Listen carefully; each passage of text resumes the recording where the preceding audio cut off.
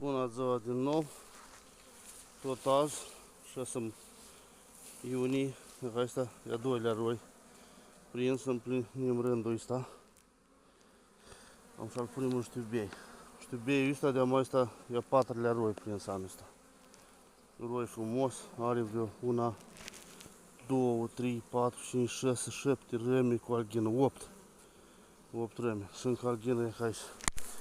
Că-l punem frumușel în știubeiul ăsta și Doamne ajută, e familie.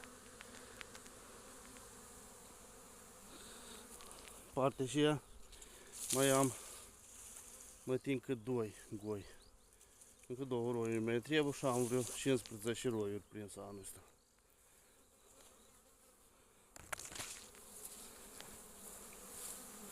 Mulțumesc lui Dumnezeu, tot e bine.